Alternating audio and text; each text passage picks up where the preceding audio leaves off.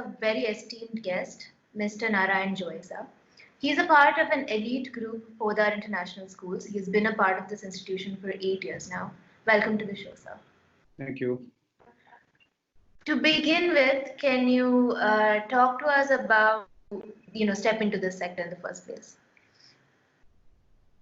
I was born and brought up in a village near Bangalore, and got my education in and around Bangalore. But I got my first job in New Delhi. For a boy who was born and brought up in a rural setup, going to New Delhi was a real adventure. I never thought that I would come this far in this profession. It was a real exciting journey for me. Maybe I took some time to adjust myself in the new setup of Delhi, but soon I was at ease, and I had good control of the whole situation, and today I am where I am. That's it. But it was quite exciting, I can say. Teaching profession is very, very interesting and a noble profession, as people say. There's no doubt about it. Your interaction with the children, you always remain young being in this profession because you always interact with small children. It's totally different from being a professor in a college or in a bigger institution for higher education. Being with the children of smaller classes, right from primary to high school level, it keeps you young always, and both in mind and even physically, perhaps. It was quite exciting. Very true. Thank you, sir. But why education, sir? What made you choose this field for your career? Well, education or becoming a teacher, it was in the family. Okay.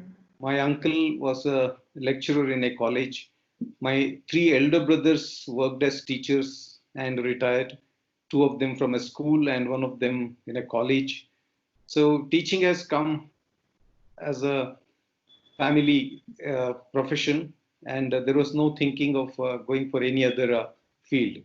And perhaps during the time when I entered this profession, we didn't have much option. As most of us come from middle or lower middle class families. So we didn't think of any other profession at that time. So my family, everybody teachers. So I also became a teacher. But I can't call it, I became a teacher accidentally. So I knew from the very beginning that I'm going to become a teacher. So I can say that it was by choice. And therefore I enjoy the profession very much till date. I'm not tired. That's wonderful to hear. And along the way, you must have faced some difficulties. So what are the things that inspired you? Would you say there is a primary figure that inspired you, somebody that made it happen for you? Well, as I said, it is a family profession for me, and it didn't require anybody to inspire. As I said, it was already there in my blood. Only it needed a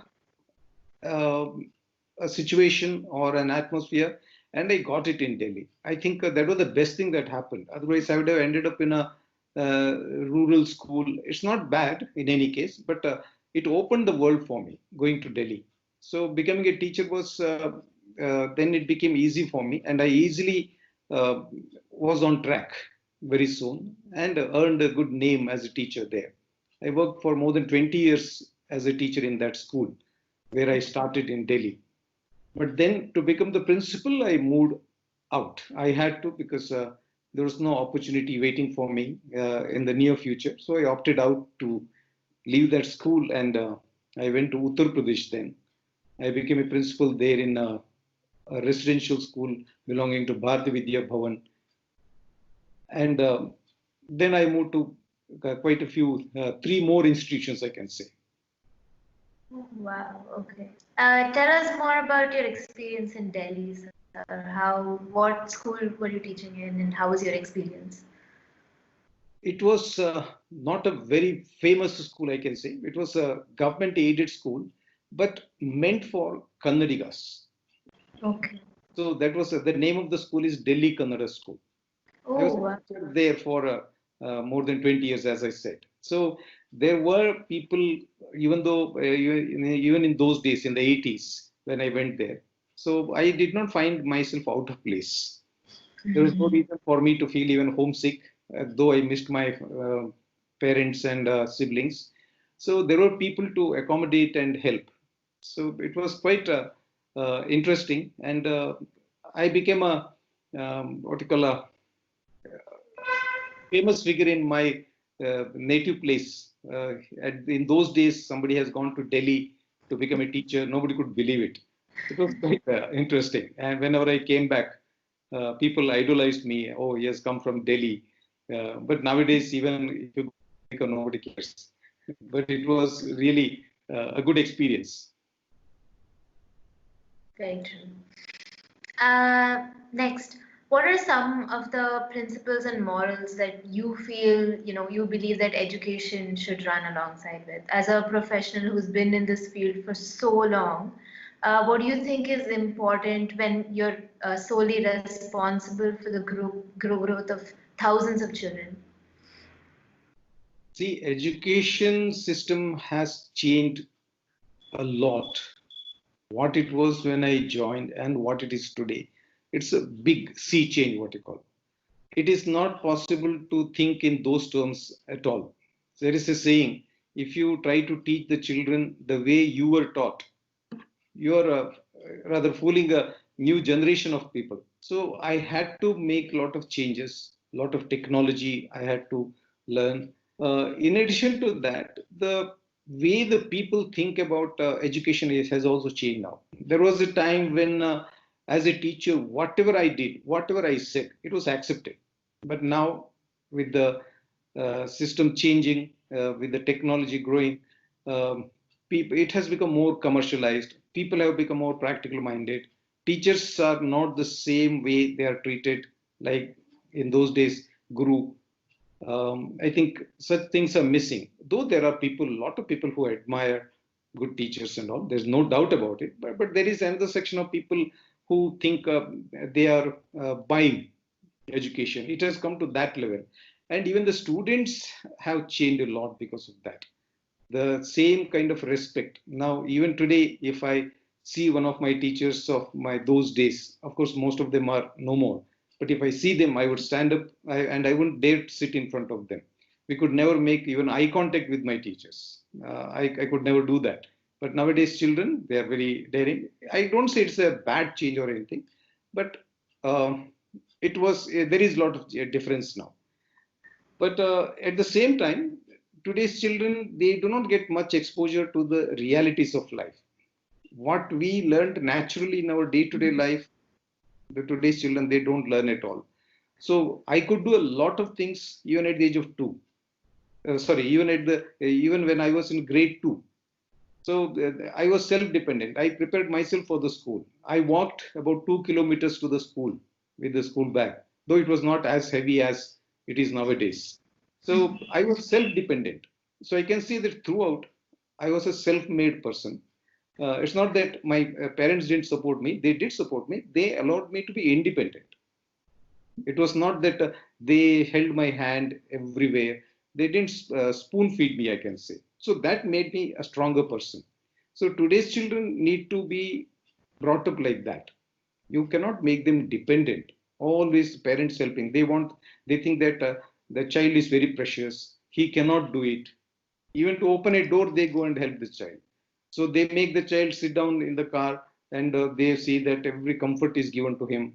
That is not the way it should be done. Every child should be given independence to do his work himself so that they become self-reliant. That's what I think. Correct. Very true. Very true. Moving on. What do you think are in today's schools? What do you think the learning system should be like? So in the like you said, the changes from when you were a student to how we are students or how your students are growing. What do you think are some of the most important things that education institutions should inculcate in their curriculum or extracurriculars? Okay, I was never told what I should become. Okay, I was never forced by my parents or elders, anybody. I became what I wanted to be. So if I had become a doctor or if I had become a banker, I would have been a disaster.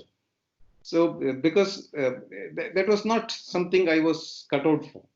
So being a teacher, as I said, was the best thing that could have happened to me. I was born in a teacher's family, and that's what happened with me. So even today's children, they should be allowed to become what they want to. It's not that parents should not enforce them to take up a particular profession which they don't like at all.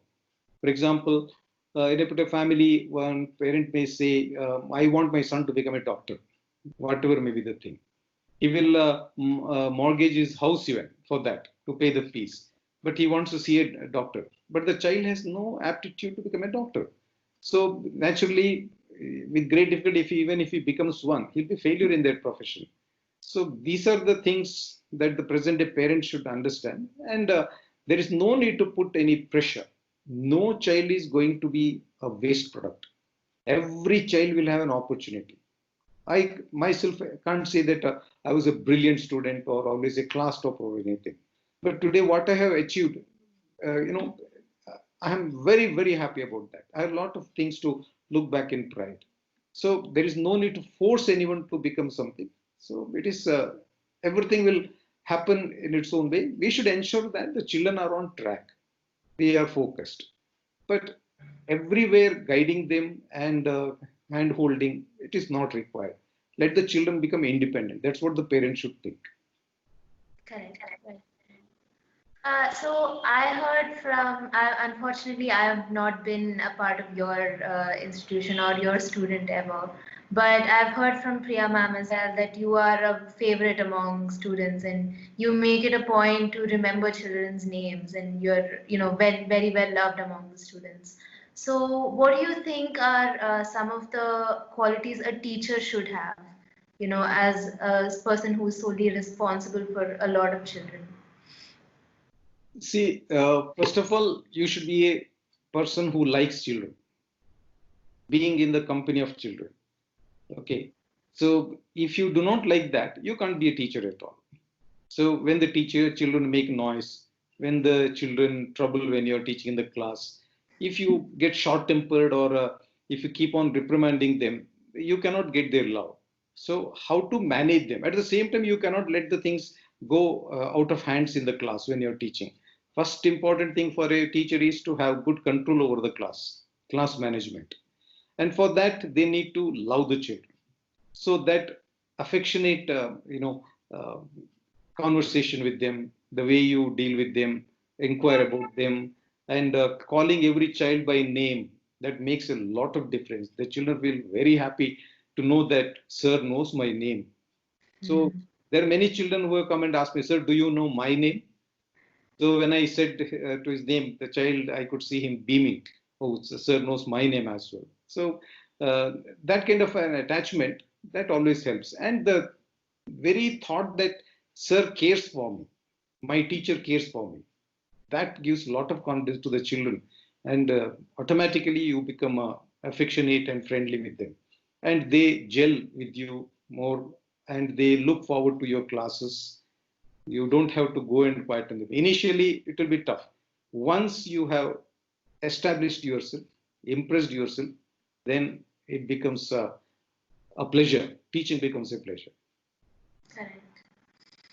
And do you have any memorable experiences that you would like to share about your teaching experience over the course of so many years?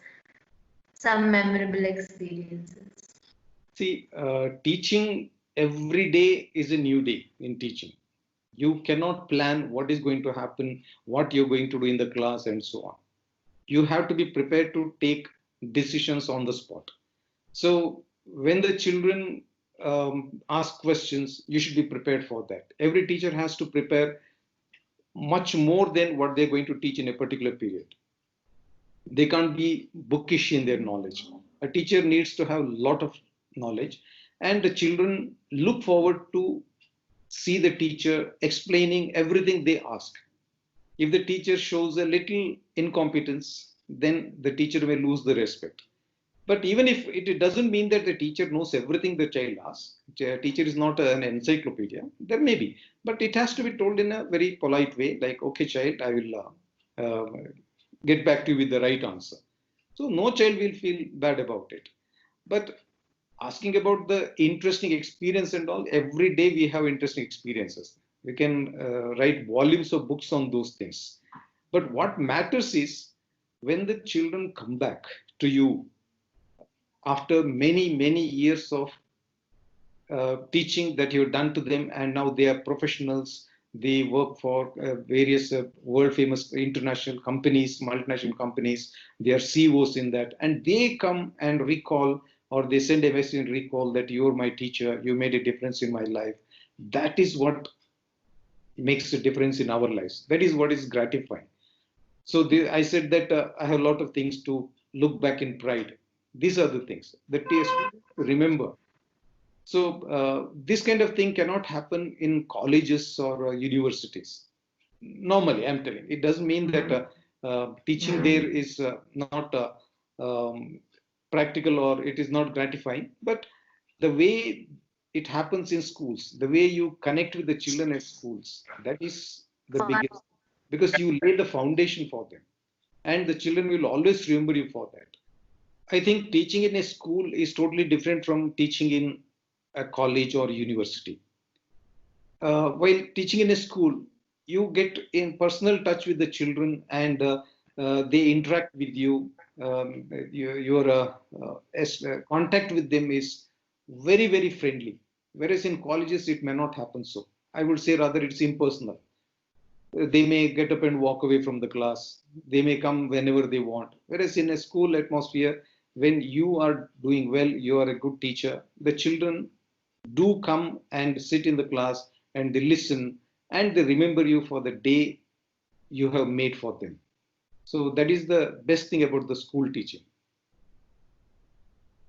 That's wonderful to hear, sir.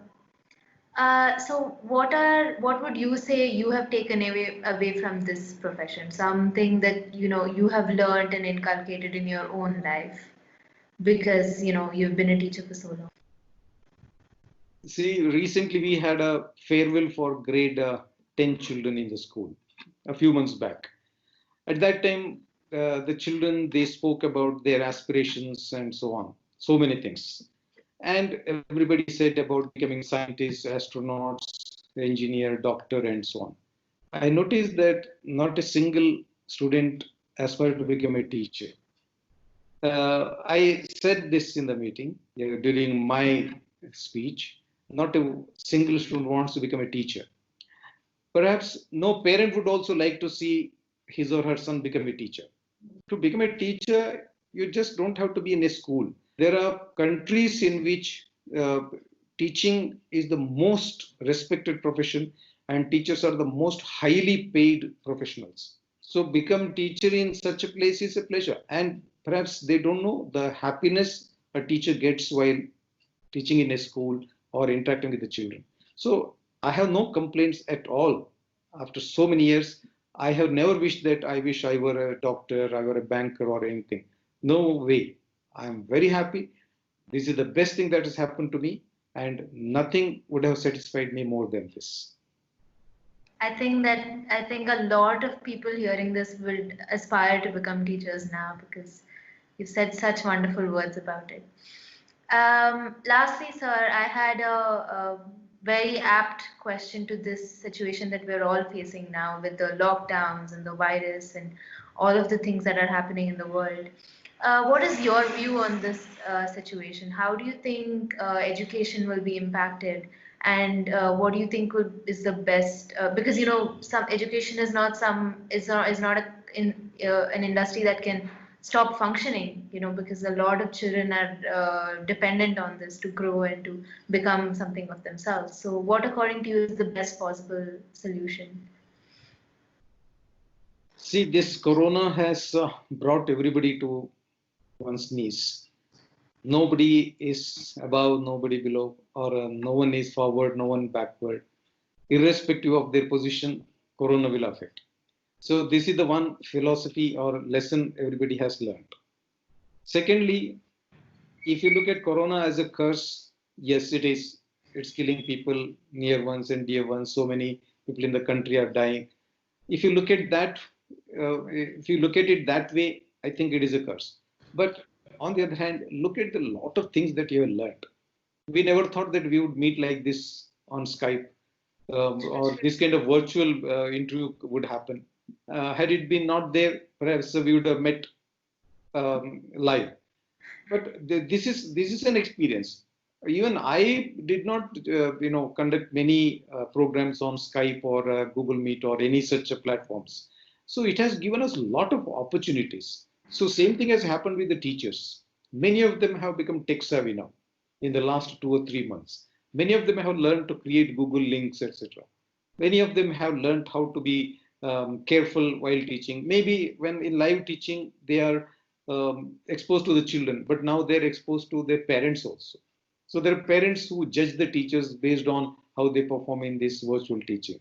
No way. I think that is a mistake they are doing. No one is perfect, but end result is more important. Now, the future, nobody knows how it is going to happen.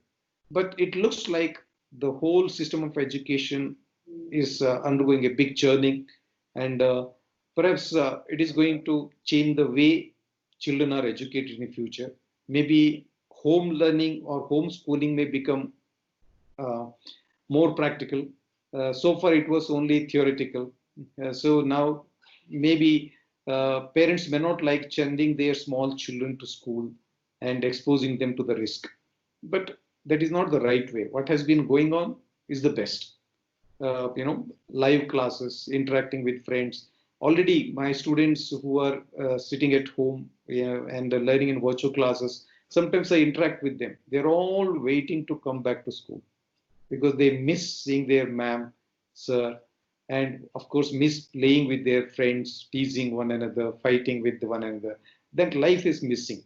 And I'm sure every parent is thinking, when will the school reopen and when will my child go back to school? That is happening in every home, in fact. And many parents have said this, and many children also.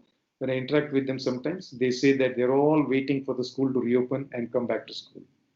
And we are also looking forward to that. When I go to school as an administrator, I look at the empty building, silent, echoing, the chirping children are not there, friendly teachers greeting, they are not there. It's a totally different thing.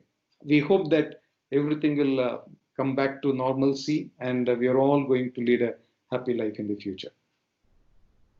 Hopefully, yes. Last question, sir. As a professional in this field and in a country like India where the youth generation is so huge and so vast and also diverse in terms of our languages that we speak and the cultures that we have, what do you think is the one thing that we should change about our education system? Our students are exposed to different varieties of systems. They have got so many options. There are so many different boards. There is a state board, there is a central board, there is a international syllabus board, and so on. So this is quite confusing. And perhaps it is believed that one who goes for an international syllabus, he is going to be better off in life. I think these are all myths. Any child who is intelligent, any child who has got a flair for studying and doing well in life is going to do well. Only thing we can think of is perhaps that should happen is there should be a national policy on the kind of curriculum so that everybody gets the same education. There shouldn't be any difference in the standards. What is happening right now is it is at the state level. One particular state, the quality of education is one thing. In another state, it may be different.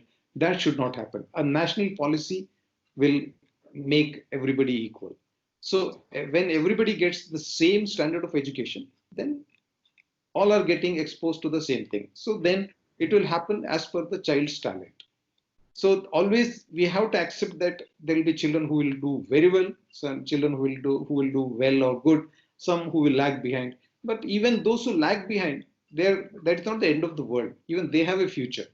Everybody is going to succeed in life, provided they get the opportunity. Our country is a big one, lot of population, lot of cultures, lot of languages. So it is not easy. So this kind of, but existing in the system makes us more efficient. Getting exposed to difficulties makes us winners. If everything is given on the platter, there is nothing you are going to achieve. Facing difficulties is a part of life. Adversity gives us opportunities. I think we should look forward to that. I have nothing to say negative about the system we have, but there should be a uniformity so that everybody gets equal opportunity of learning. Thank you, sir. Very well put. So, do you have any last words, any message for the students that are listening to you today? Take education very seriously. Those who do not get educated, they are not going to succeed in life. Education is a wealth. Knowledge is power. If you have knowledge that comes because of education, you're going to definitely succeed in life. Those who are not got educated, you see them ending up doing some petty jobs or perhaps not succeeding in life in the real sense of the word. So don't miss the opportunity when you are getting a chance to learn in a school, college, or university. Don't waste the opportunity. There are many children as they grow up in their teenage waste the opportunity they have got. They get into addictions, they get out of the track, and later repent. So use the opportunity that you've got. I'm sure you're all going to succeed in life. Thank you, sir. Thank you so much. Very, very wise words. Thank you so much for being a part of this interview. Thank you for your cooperation.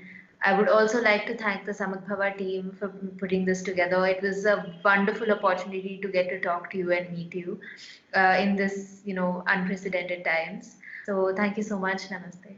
It was my pleasure. You're always welcome. Thank you.